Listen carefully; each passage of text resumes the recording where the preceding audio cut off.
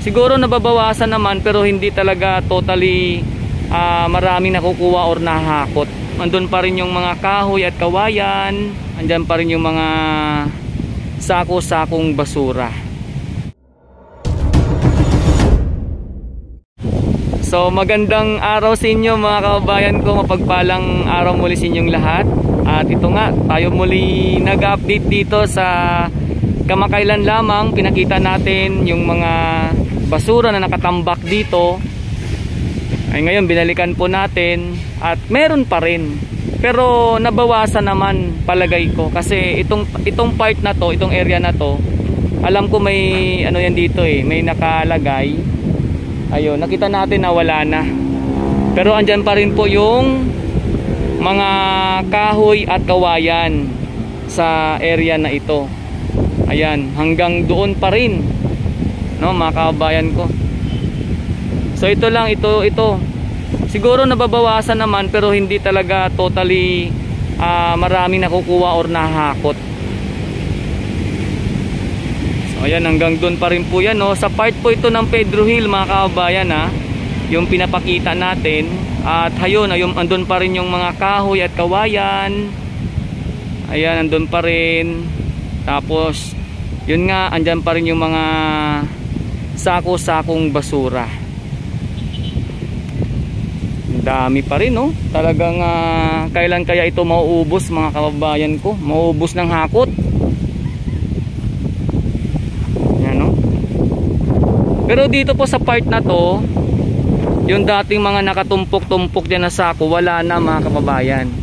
Yung tanging trash boom na lang yung ating nakikita. Yung trash boom na yan, yan na lang po yung nakasadsad sa ngayon dyan. Pero ito, ayan, nadadagdagan siya lalo, pero nababawasan naman. Pero marami pa rin talaga.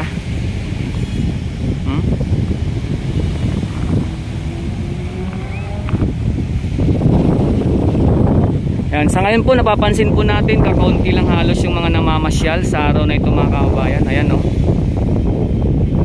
Tinantabayanan po yung magiging sunset view sa hapon na ito. Sa may dalampasigan naman, pag ating pupuntahan, ipapakita natin sa inyo to mga kababayan. Ayan, kung saan hindi pa man po natapos-tapos or naubos-ubos ang lahat ng mga inanod na basura, ay meron pa rin. Meron na namang bago. May bago na naman, no? Ito. Ayan, may bago na namang inaanod na mga basura mga kababayan sa may dalampasigan dito sa Manila Baywalk Dolomite Beach. Ang dami na naman. Hindi pa naubos lahat, no? Pero ngayon meron na namang panibago na paanod dito. Ayan, no?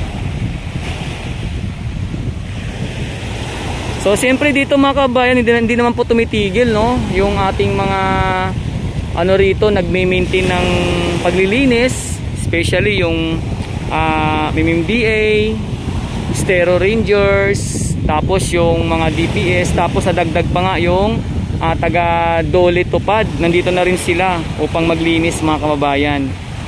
So talagang tuloy-tuloy naman yung pag-maintain dito, na talagang totally maubos na ang mga basura na inanod at yung mga basurang nakasako dyan. Yan sa may bandang itaas natin.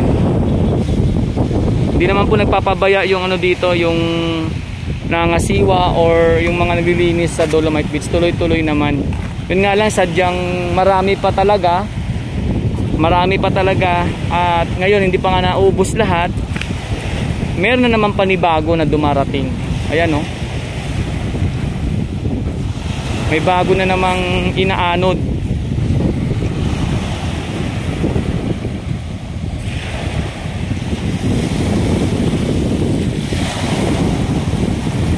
Dami na naman, oh.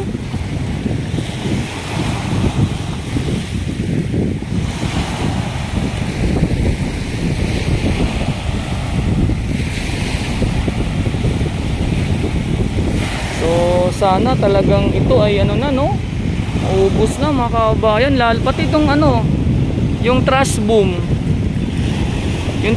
ganun din, no. Ilang linggo na dito nakasadsad dito, hindi na siya naibalik yung trash boom dito. Yan, ilang linggo na yan dito na nakasadsad, hindi na siya naibalik mga kababayan. Baka siguro palagay ko dito ayusin pa ito mga kababayan ko talaga, no. Baka dito na nila ayusin to. Pa rin. So abangan na lang natin mga kababayan kung ano yung ano dito magiging ganap. At syempre patuloy po tayo na mag-update para sa inyo mga kababayan. Pero ang kagandahan lang po dito, talagang tuloy-tuloy naman ang ginagawang paglilinis ng ating dito mga nagme-maintain ng kalinisan sa Dolomite Beach. Especially po yung taga-MMDA, Stero Rangers, DPS, at sa ngayon yung taga-Doli Tupad, andito na rin po sila. Sumasama na po sila maglinis mga kababayan para matapos na ang lahat ng ito. Pero sadya talagang marami lang talagang dapat na linisin mga kababayan. Kagaya na sa unahan natin, no, ang dami pa rin.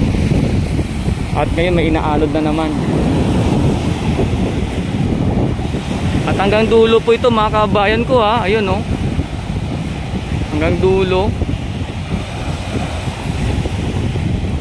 So yan, basta mga kababayan ko, sundan nyo lang po yung ating mga sunod pa na update dito sa Manila Bay.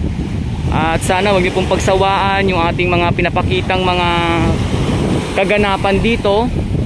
Huwag niyo pong pagsawaan mga kababayan, dahil sa Manila Bay ay marami pa po tayong aabangan na magaganap.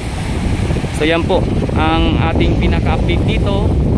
At kung nais po sana na masundan sa mga bagong panonood po, no, sa mga bagong pasok sa aking channel, sa aking live, sana po kung nais po masundan ng kaganapan dito sa May Manila Bay, ay nyo po sana akong i-subscribe mga kababayan sa aking YouTube channel. Click nyo po